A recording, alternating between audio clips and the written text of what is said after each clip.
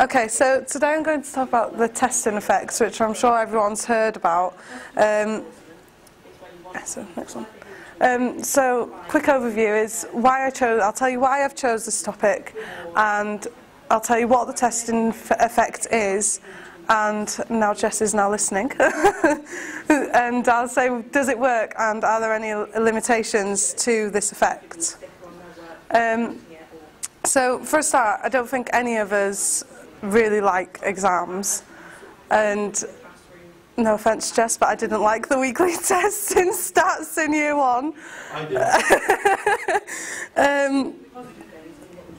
So yeah, I don't think any of us enjoy frequent testing, and recently it has been questioned whether they should scrap coursework and just go on exams, but then there are problems with that because not everyone performs well under exam situations. So the testing effect, according to, hold on, where's his name? Roediger and Karpik, I don't know how you say it, in 2006, they said that repeated testing improves memory recall, and that this encourages students to be continuously involved and engaged with their material, and they'll constantly review the material throughout the term. And also it's thought that students will learn without feedback from doing repeated testing. But Roediger and Marsh said that this can lead to false knowledge. So you can think that something's right, and when you have the repeated test again, you choose that answer which you think is right, but really it's wrong. Next one. So, is it beneficial? McDaniel, Anderson, Dervish and Morizet got students to complete weekly tests, and then at the end they kind of did a critical test, which was like a final. And they found that short answer question exams are a more robust form of exams because free recall is needed, and it's not just recognition, which in multiple choice exams all you have to do is choose the answer out of how many are there. It's there for you to spot. So Wheeler and Roediger, I can't remember the year, reviewed Bartlett and Ballard's experiments on whether repeated testing was beneficial or not. Bartlett said that recall decreased with repeated testing, so he concluded that repeated testing doesn't work. But Ballard said the opposite and found that there were improvements with repeated testing and improvements with recall. So Wheeler and Roediger wanted to find out why there was differences between different experiments, and they suggested that it was the intervals between testing which was the cause of different results. So if there was a short interval between each exam, then recall would be improved, but if there was a long space in between, then students tended to forget material instead of learning it. So I wanted to find out if there was any limitations, because mainly from year one of stats, I know a lot of people that were saying they didn't like the weekly tests and they felt like it was constant work. But personally, I don't think I remember as much as I would have done as doing, I don't know, actual practice, hands-on practice, instead of just recognising an answer from 4 that are there. So De Pablo et al. In 1990 got second-year medical students to complete. They had to do 2 exams, and before each of their exams they completed a questionnaire about their anxiety, and after each of the exams they were asked to scale how important they felt the exam was, and they found a positive correlation between the importance of an exam and the anxiety associated with the exam. So the more important that they felt an exam was, the more anxious they would feel about it.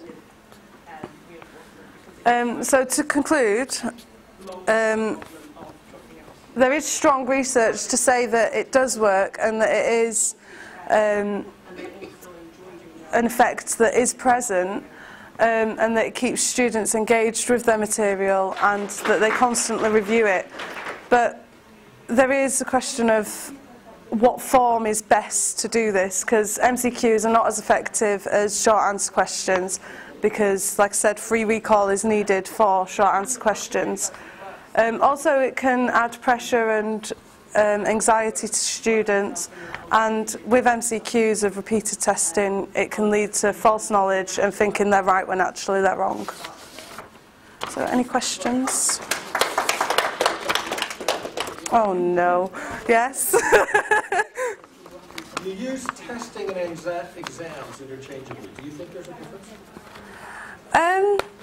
Well, you are being tested in exam, but I suppose exams are more the final and there is more pressure with exams. But testing, I suppose they use it more frequently, but I think there's added pressure with frequent testing because there's constant deadlines instead of like an assignment, midterm, and then a final exam. But with the Rodiger and stuff, you know, what is the key to it? Is the key the fact that it's something that counts towards your grade or whatever, or is it something different they're measuring? Because when you talk about testing exams and the way you've been talking about it, they all count towards your grade. Would you see the testing effect if nothing counted? I think you would as like a revision tool, but I find it easier to, when I'm revising, to write my own questions and write an answer to them instead of spotting the answer out of it, because the answer's always there to recognise, instead of actually testing your knowledge and using your recall to see how much you've remembered to then compare it to the actual right answer. Oh no. With the studies you were showing, what age group were they looking at, sort of like? Most of them were college students. The last one of the medical students, they were second year in university. Anyone else? No? Can I sit down now? Oh no. So if you had like weekly tests that were short, like little quizzes that were short answer and like not a lot of pressure, maybe they still counted towards your grade. But I know like in my university we had them, and that like all the quizzes added up to like a exam grade, but each individual one wasn't that like so much pressure on them. Do you think that would still have the same? I think that probably would be a better way to do it, because then there's not so much pressure on every single exam. It's like a combined pressure. So I think that could be a way around it, instead of this exam's graded, this goes to your mark, because you might be better at one topic than another topic. I know that when your weekly tests were something that you didn't really enjoy, but we got a lot of flack from the Senate of the university because our students then didn't take exams terribly seriously. They said it's because you do it every single week with them, and they just come in here completely relaxed and they don't treat these at all seriously. And I think that's one of the advantages was it reduced the exam stress that a lot of students have because you're doing it all the time. Yeah, I did think that as well, that like it reduces the stress because like it was open book and it's not as much pressure, but at the same time people don't have the same respect for them and don't put as much work behind it because they know they've got the book there, the answer, they can find the answer within that time. So a lot of it rests on how good the MCQs are as well, because if the answer's obvious then you won't take it seriously, but if to get the answer right you need good understanding, then I think in your independent time you're going to be really driven to master the topic. So I think if you're doing MCQs that elicit that sort of study, then they are really successful. yeah.